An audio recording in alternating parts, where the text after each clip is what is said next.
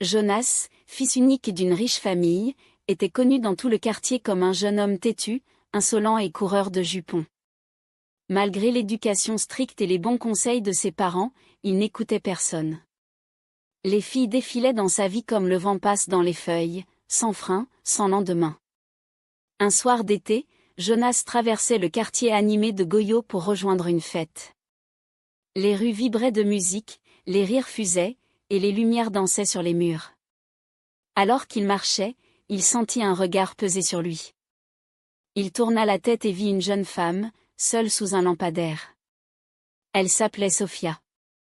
Sa beauté semblait venir d'un autre monde. Sa peau luisait comme un reflet de lune sur l'eau, ses yeux brillaient comme une mer sans fond, et ses cheveux noirs ondulaient doucement, même sans vent. Jonas, habitué à charmer, s'approcha avec assurance. « Bonsoir, belle inconnue, dit-il avec un sourire. Sophia le fixa, sans répondre tout de suite. Puis, d'une voix douce comme une vague, elle murmura, « Tu es bien audacieux. » Ces mots, simples, le troublèrent. Il sentit quelque chose d'étrange, comme un frisson, mais il l'ignora. Il voulait la conquérir. Ils parlèrent sous la lumière pâle. Sophia était différente. Elle ne riait pas à ses blagues, mais ses mots étaient profonds, presque poétiques. Elle parlait de la mer, des étoiles, des choses que Jonas ne comprenait pas vraiment. « Tu viens d'où » demanda-t-il. Elle esquiva, « D'un endroit loin d'ici. » Intrigué, il insista pour la revoir. Sophia accepta, mais à une condition, ne me pose pas trop de questions.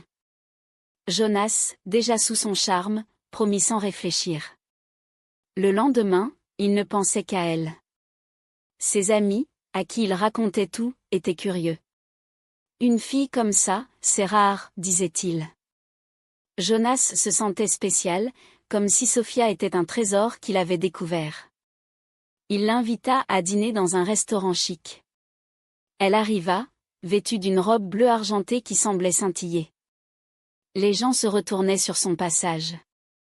Jonas était fier, mais il ne remarqua pas que Sophia touchait à peine à son assiette. Elle buvait beaucoup d'eau, toujours, et ses yeux semblaient chercher quelque chose au loin. Chaque rendez-vous renforçait son obsession. Sophia avait un mystère qui l'attirait comme un aimant. Elle parlait peu d'elle, mais quand elle le faisait, c'était avec des images. « L'eau est ma maison » disait-elle. Jonas riait, pensant à une métaphore. Il ne voyait pas les signes. Une nuit, alors qu'il marchait près d'une fontaine, Sophia s'arrêta et plongea ses doigts dans l'eau. Elle ferma les yeux, comme si elle respirait enfin. Jonas, amusé, la taquina, on dirait une sirène. Elle sourit, mais son regard devint triste. Cette rencontre changea Jonas. Lui, le coureur de jupons, ne voyait plus les autres filles. Sophia était tout pour lui. Il voulait tout savoir d'elle, mais elle restait un mystère. Ses silences, ses regards lointains, tout cela le fascinait. Il ne se doutait pas que cette beauté cachait un secret.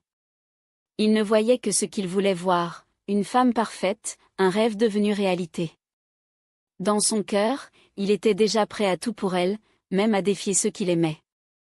Cette soirée à Ngolofolo marqua le début d'un chemin qu'il n'aurait jamais imaginé. Jonas s'était transformé. Lui qui changeait de conquête chaque semaine était maintenant dévoué à une seule femme, Sophia. En quelques jours, ils devinrent inséparables. Il l'emmenait partout, restaurants, plages, soirées. Ses amis n'en revenaient pas. Jonas, amoureux ? C'est du sérieux, plaisantait-il. Il riait, mais au fond, il savait qu'il vivait quelque chose de nouveau. Sophia était différente de toutes les filles qu'il avait connues. Il parlait d'elle sans arrêt. Elle est parfaite, disait-il. Ses yeux, sa voix, c'est un ange. Ses amis hochaient la tête, impressionnés par la beauté de Sophia. Mais certains trouvaient son comportement étrange. Elle parlait peu, souriait rarement, et évitait les foules. Jonas, lui, ne voyait rien de tout ça. Pour lui, chaque geste de Sophia était magique. Quand elle touchait ses cheveux ou lui prenait la main, il se sentait au paradis. Pourtant, il y avait des détails troublants. Sophia ne parlait jamais de sa famille ni de son passé. Quand Jonas posait des questions, elle changeait de sujet avec un sourire. Le passé n'a pas d'importance, disait-elle. Il trouvait ça mystérieux, presque romantique. Elle refusait aussi d'être photographiée. Je n'aime pas les images, expliquait-elle. Jonas, ébloui par son charme, ne s'en inquiétait pas. Il se disait qu'elle était juste timide. Leur relation avançait vite. Ils passaient des nuits à parler, ou plutôt, Jonas parlait. Sophia écoutait, ses yeux plongés dans les siens. Parfois, elle disait des choses étranges, comme « l'eau appelle toujours ce qu'elle aime ». Jonas riait, pensant à des poèmes. Il ne cherchait pas à comprendre. Il était trop amoureux pour douter. Chaque moment avec elle renforçait son sentiment. Il voulait la garder pour toujours. Un jour, il lui offrit un collier en argent. Sophia le prit, mais ne le porta jamais. « L'argent me brûle, dit-elle en riant. Jonas trouva ça amusant. Il ne remarqua pas qu'elle préférait les bijoux en coquillage ou en perles. Il ne voyait que sa beauté, sa voix douce, son mystère. Il commença à rêver d'un avenir avec elle, une maison, des enfants, une vie parfaite. Mais parfois, au fond de lui, une petite voix murmurait. Pourquoi Sophia disparaissait-elle parfois sans explication? Pourquoi aimait-elle tant l'eau, au point de passer des heures près des fontaines ou des rivières? Une nuit, il la surprit dehors, pieds nus, trempés, regardant la lune. « Tu vas attraper froid, dit-il. » Elle sourit, mais ne répondit pas. Ces moments auraient dû l'alerter, mais son amour était plus fort que tout. Jonas était aveuglé. Il ne voyait pas les indices, les silences, les regards tristes de Sophia. Il ne voyait que ce qu'il voulait, une femme idéale, un amour parfait. Ses amis essayaient parfois de le raisonner. « Tu la connais à peine, disait l'un d'eux. Jonas se fâchait, « Vous êtes jaloux. » Même ses parents, qu'il voyait moins, semblaient inquiets. Mais il refusait d'écouter. Pour lui, Sophia était tout. Il était prêt à tout pour elle, même à ignorer les avertissements. Cet amour, si intense, le rendait sourd et aveugle. Il ne savait pas qu'il courait vers un destin qu'il ne pouvait imaginer. Un dimanche matin, Jonas décida d'amener Sophia chez ses parents. Il voulait leur montrer la femme qu'il aimait, celle qui avait changé sa vie. Il était sûr qu'il serait ébloui par sa beauté et son charme. Sophia, d'abord réticente, accepta après beaucoup d'insistance. « D'accord, mais pas longtemps, dit-elle avec un sourire énigmatique. Jonas, heureux, ne chercha pas à comprendre pourquoi elle semblait nerveuse. Ils arrivèrent dans la grande maison familiale. Les parents de Jonas, des gens respectés, les accueillirent avec politesse. La mère, une femme douce mais intuitive, observa Sophia dès son entrée. Son sourire disparut. Elle serra la main de son mari, comme pour chercher du courage. Le père, un homme calme et sage, fixa Sophia avec une intensité inhabituelle. Jonas, tout excité, ne remarqua rien. « Maman, papa, voici Sophia, ma fiancée, » annonça-t-il fièrement. Le déjeuner commença dans une ambiance tendue. Sophia parlait peu, répondant aux questions par des phrases courtes. « D'où viens-tu, Sophia » demanda la mère. « D'un endroit loin d'ici » répondit-elle, comme toujours. Le père posa son verre et demanda « Et ta famille ? Ils font quoi ?» Sophia baissa les yeux. « Je n'ai pas de famille proche » murmura-t-elle. Jonas, gêné par le silence, changea de sujet en riant. « Elle est timide, mais elle est incroyable. » Mais l'atmosphère devenait lourde. La mère de Jonas, de plus en plus agitée, renversa son verre d'eau. Elle se leva pour nettoyer, mais ses mains tremblaient. Jonas ne comprenait pas. Il pensait que ses parents étaient juste trop stricts, comme d'habitude. Puis, soudain, tout bascula. Alors que Sophia se levait pour aider, la mère de Jonas recula, les yeux écarquillés. « Non, pas ici » murmura-t-elle, comme si elle voyait un fantôme. Le père se leva lentement, son visage grave. Mon fils, dit-il d'une voix ferme, cette fille ne doit plus jamais remettre les pieds dans cette maison. Laisse-la. Jonas, choqué, sentit la colère monter. Quoi? Pourquoi vous dites ça? Vous ne la connaissez même pas, cria-t-il. Sophia, immobile, baissa la tête. La mère, les larmes aux yeux, ajouta, Jonas, écoute-nous. Il y a quelque chose de pas normal. Mais Jonas, humilié, explosa, vous ne voulez jamais que je sois heureux. Vous êtes jaloux de ma vie. Il prit Sophia par la main et quitta la maison en claquant la porte. Dans la voiture, il s'excusa auprès d'elle. Ils sont vieux jeux, ne fais pas attention, dit-il. Sophia, silencieuse, regarda par la fenêtre. Ce n'est pas grave, murmura-t-elle. Mais son regard était lointain, comme si elle savait quelque chose que Jonas ignorait. Il ne vit pas la tristesse dans ses yeux, ni la peur qu'elle cachait. Ce jour-là, Jonas coupa les ponts avec ses parents. Il était convaincu qu'il voulait le contrôler, comme toujours. Il ne pensa pas une seconde à leurs paroles. Pourtant, au fond de lui, une petite voix murmurait, pourquoi sa mère avait-elle eu si peur? Pourquoi son père, si sage, avait-il été si catégorique? Mais son amour pour Sophia étouffa ses questions. Il était prêt à tout pour elle, même à tourner le dos à sa famille. Il ne savait pas qu'il venait de faire un choix qui changerait sa vie à jamais. Un mois après la dispute avec ses parents, Jonas décida d'épouser Sophia. Il était sûr de son choix. Pour lui, elle était la femme de sa vie, celle qui le rendait heureux comme jamais. Il annonça la nouvelle à ses amis, qui furent surpris par la rapidité de sa décision. « Et déjà? Tu la connais à peine, dit l'un d'eux. Mais Jonas balaya leurs doutes d'un rire, quand c'est la bonne, tu le sais. Ses amis, impressionnés par la beauté de Sophia, finirent par le féliciter. Les préparatifs du mariage furent grandioses. Jonas, héritier d'une fortune, ne lésina pas sur les moyens. Il loua une salle somptueuse, commanda des fleurs rares, engagea un orchestre. Sophia, elle, restait en retrait. Elle laissait Jonas tout organiser, se contentant de hocher la tête ou de sourire. « Comme tu veux, disait-elle. » Jonas trouvait ça adorable. Il ne voyait pas que son regard était souvent ailleurs, perdu dans des pensées qu'elle ne partageait pas. Le jour du mariage arriva. La salle brillait de mille feux. Les invités, éblouis, chuchotaient en voyant Sophia entrer dans sa robe blanche, qui semblait scintiller comme de l'écume. Elle était magnifique, mais son visage restait sérieux, presque triste. Jonas, fou de joie, ne remarqua rien.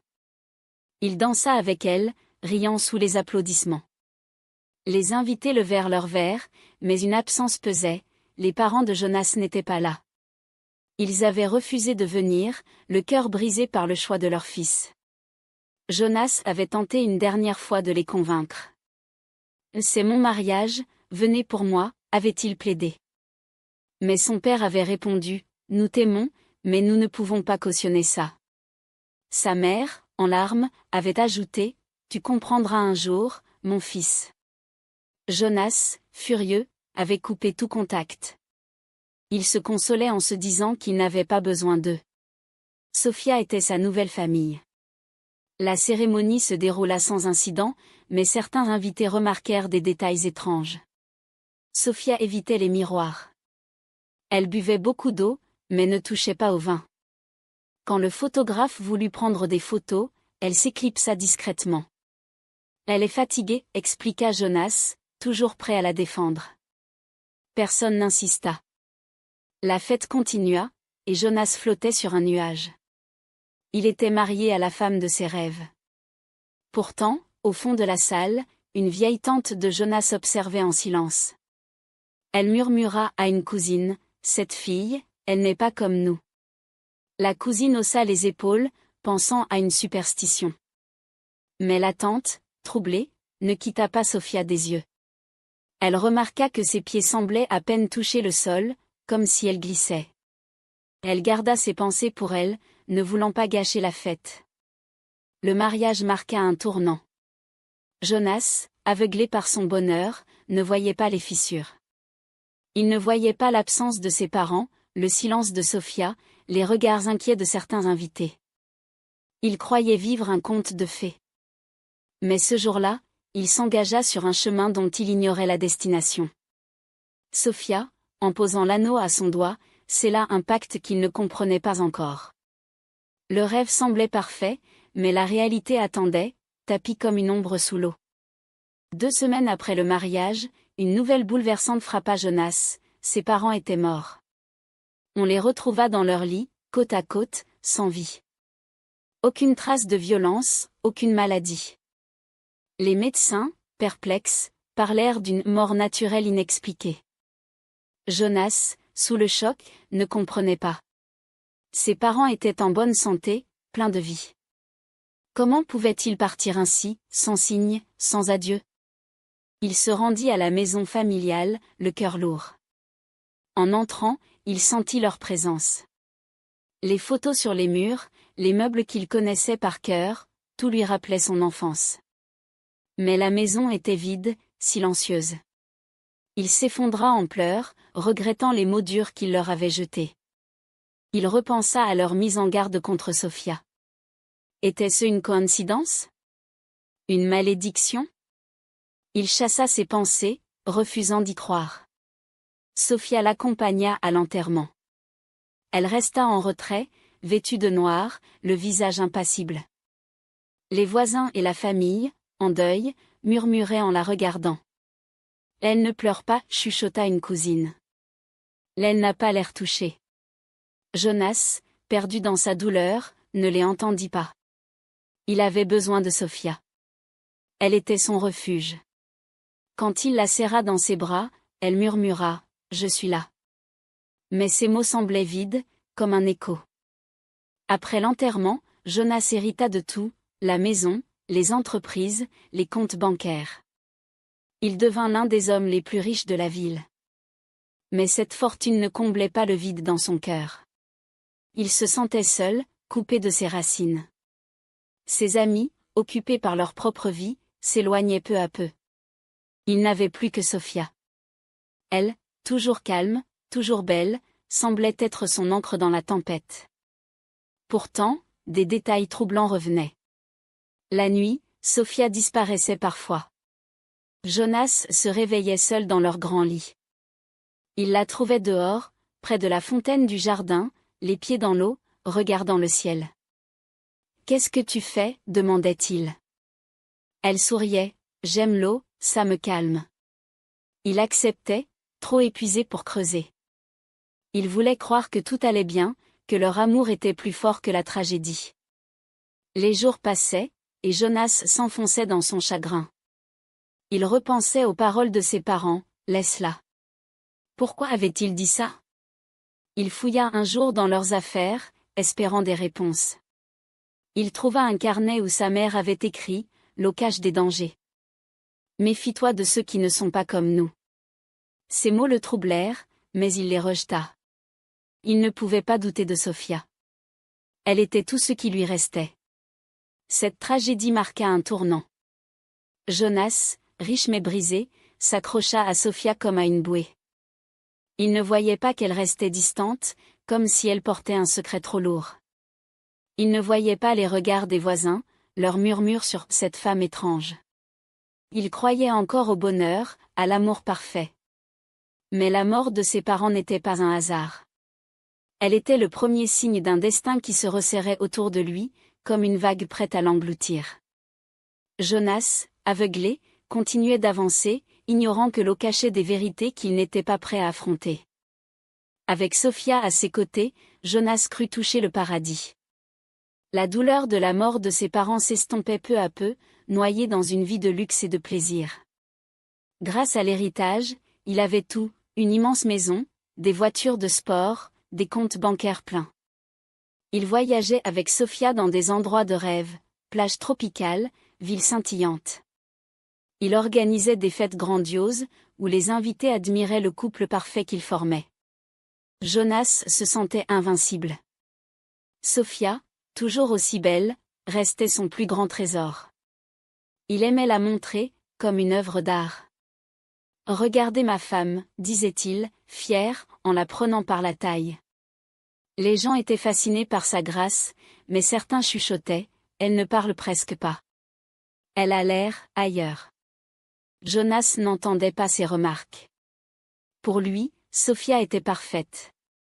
Il ne voyait que ses yeux profonds, sa peau lumineuse, sa voix douce comme une vague. Pourtant, elle restait distante. Pendant les fêtes, elle s'éloignait souvent pour s'asseoir près d'une fontaine ou d'une piscine. Elle passait des heures à regarder l'eau, comme hypnotisée. Jonas, amusé, disait « Ma sirène ». Il ne se doutait pas que ces mots touchaient une vérité qu'il ignorait. La nuit, il la surprenait parfois hors du lit. Il la trouvait dans la salle de bain, la baignoire remplie, ou dehors, près de la piscine, les pieds trempés. « Tu aimes trop l'eau » plaisantait-il. Elle souriait, mais ne répondait pas. Jonas vivait dans une bulle. Il investissait dans des projets ambitieux, achetait des propriétés, lançait des entreprises. Tout semblait réussir. Ses amis, impressionnés, le suivaient comme une star. Mais Sophia, elle, ne changeait pas. Elle ne s'intéressait pas à l'argent ni aux fêtes. Elle restait calme, presque froide. Quand il lui offrait des bijoux, elle les rangeait sans les porter. « Je préfère les coquillages » disait-elle. Jonas riait, trouvant ça charmant. Malgré ce bonheur apparent, des fissures apparaissaient. Jonas sentait parfois un vide. Sophia ne partageait pas ses rêves, ses projets. Quand il parlait d'avenir, d'enfants, elle changeait de sujet. « L'eau ne garde pas les promesses » murmurait-elle. Il prenait ça pour une poésie, mais ses mots le troublaient. Il commençait à remarquer son silence, ses absences. Une nuit, il se réveilla et trouva le lit vide. Il chercha Sophia partout. Elle était dans le jardin, trempée, comme si elle sortait d'une rivière. « J'avais besoin d'air » dit-elle.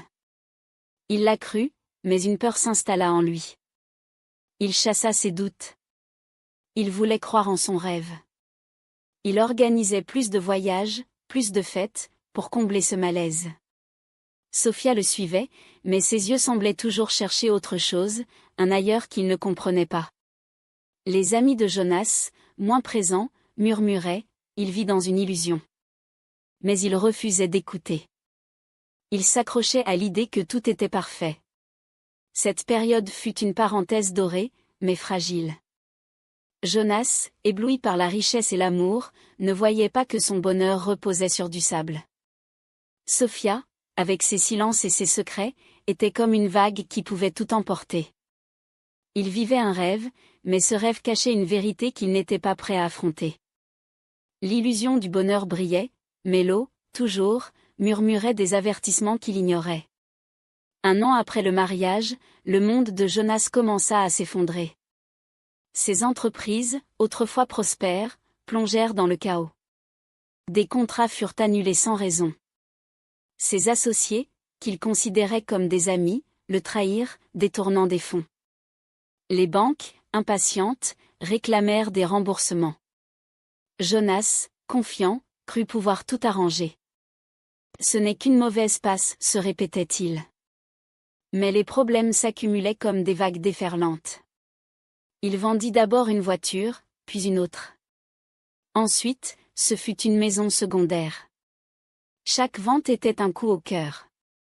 Il avait grandi dans la richesse, habitué à tout avoir. Perdre ces symboles de succès le rongeait. Il passait des nuits à vérifier des comptes, à chercher des solutions. Mais rien ne marchait. Ses employés, inquiets, quittaient ses entreprises. Ses amis, autrefois si proches, s'éloignaient. « Tu rebondiras » disait-il, mais il ne restait pas pour aider. Sophia, elle, restait là. Toujours belle, toujours calme. Elle ne semblait pas affectée par la crise. Quand Jonas lui parlait de ses soucis, elle l'écoutait en silence, puis disait « L'argent va et vient, comme l'eau ».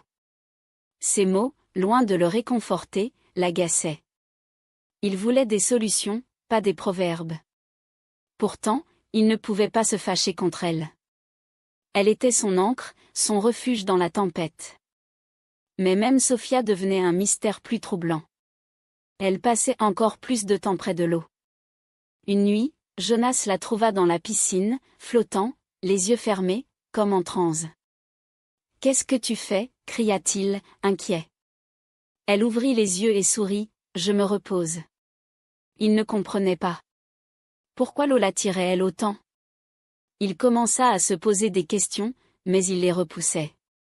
Il avait trop de problèmes pour douter d'elle. Les dettes s'accumulaient.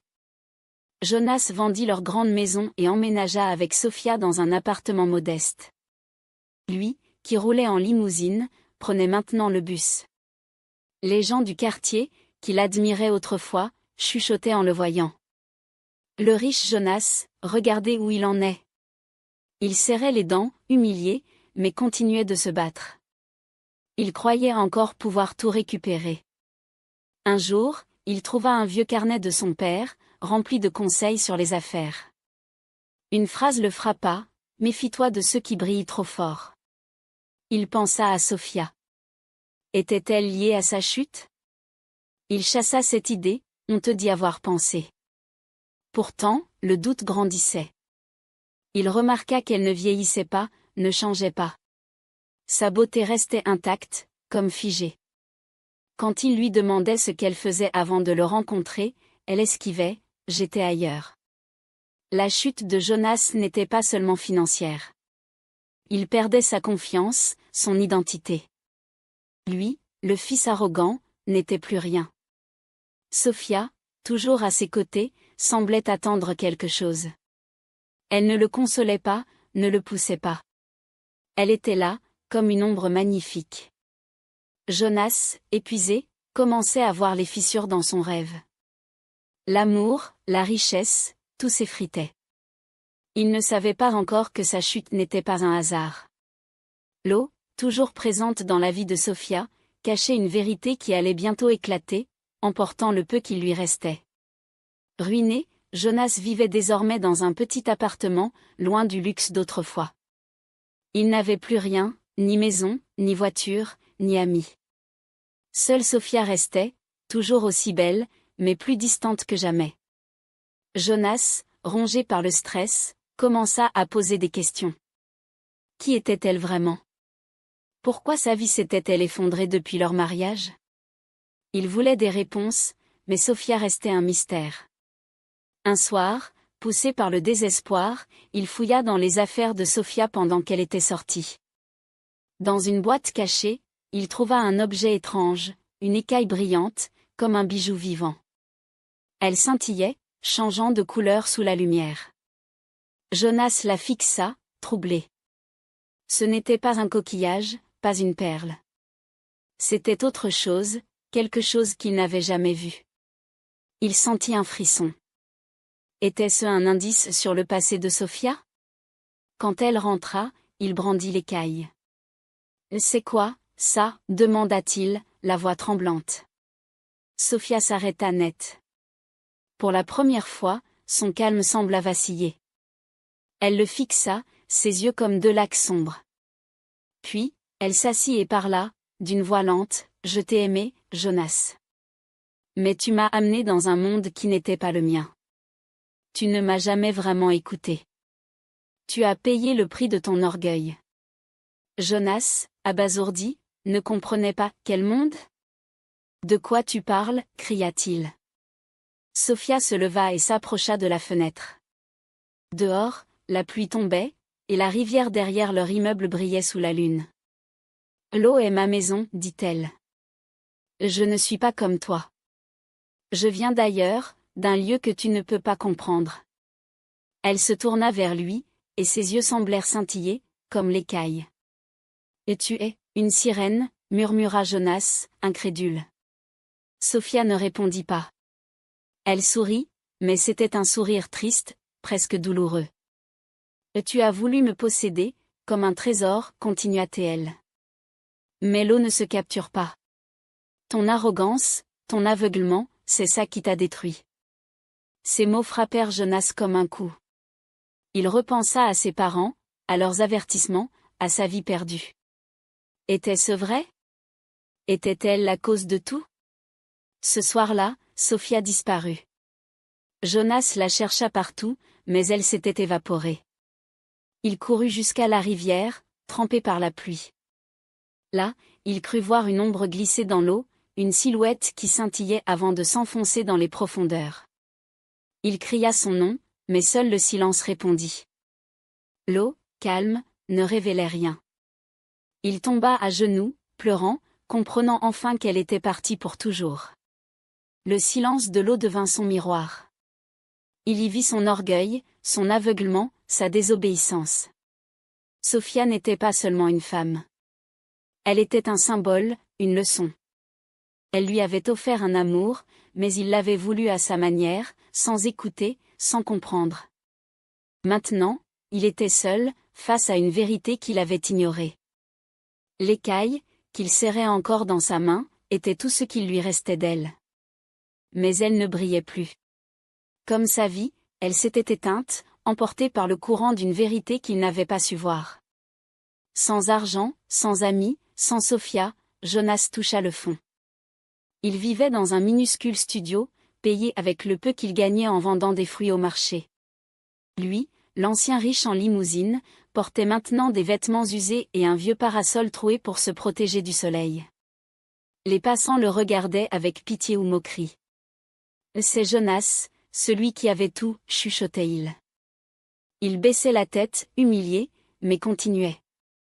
Chaque matin, il installait son étal, quelques bananes, des mangues abîmées, des oranges. Il souriait aux clients, même quand il marchandait sans pitié.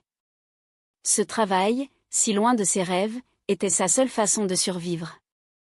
Il dormait peu, mangeait à peine. Mais il ne se plaignait pas. La douleur de tout perdre l'avait changé. Il commençait à voir la vie autrement, à comprendre ce qu'il avait ignoré. Les souvenirs le hantaient. Il repensait à ses parents, à leur maison, à leurs conseils. Il revoyait Sophia, ses yeux profonds, ses mots énigmatiques. L'écaille qu'il avait trouvée, il la gardait dans sa poche, comme un rappel. Était-elle vraiment une sirène? Ou juste une femme qu'il n'avait pas su aimer? Il ne savait plus. Mais une chose était claire, sa chute n'était pas seulement à cause d'elle. C'était lui, son orgueil, ses choix, qui l'avaient mené là. Il chercha du travail ailleurs, mais personne ne voulait de lui. Un riche déchu, ça porte malheur, disaient les patrons. Alors, il restait au marché, sous son parasol, apprenant à vivre avec peu. Les autres vendeurs, d'abord méfiants, commencèrent à l'apprécier. Ils voyaient son effort, sa patience. Une vieille marchande lui offrit un jour une chaise. « Assieds-toi, petit. Tu travailles dur. » Ces gestes simples le touchaient plus qu'il ne l'aurait cru. Un soir, seul dans son studio, il écrivit une lettre qu'il ne posterait jamais. C'était pour ses parents. « Pardon, » écrivait-il. « Vous aviez raison. J'étais aveugle. » En pliant le papier, il pleura. Il comprit que sa richesse n'était pas l'argent, mais l'amour de sa famille, qu'il avait rejeté. Cette prise de conscience, douloureuse, était aussi un début. Il voulait changer, devenir meilleur. Le marché devint son école. Il écoutait les histoires des autres vendeurs, leurs luttes, leurs joies. Il apprenait l'humilité, la patience. Un jour, un enfant lui donna une pièce en trop. Jonas la rendit. « Garde-la, petit. L'honnêteté, c'est tout ce que j'ai. » L'enfant sourit, et ce sourire fut une lumière dans son obscurité. Jonas n'était plus le fils arrogant. Il était un homme brisé, mais en reconstruction. Il ne rêvait plus de palace ni de gloire. Il voulait juste vivre, simplement, et réparer ses erreurs. La vie au marché, rude, lui apprenait ce que l'argent ne lui avait jamais enseigné, la valeur des petites choses, des gestes sincères. Il ignorait encore où ce chemin le mènerait, mais il avançait, pas à pas, loin des illusions d'autrefois. L'eau avait emporté son passé, mais le sol, dur et réel, lui offrait une chance de se relever. Il apprenait, lentement, à marcher de nouveau, avec un cœur plus sage et un esprit plus clair. Chaque matin, Jonas posait ses fruits sur l'étal, sous le soleil brûlant ou la pluie battante. Ce travail, si humble, devenait son miroir. En alignant les bananes, il repensait à sa vie.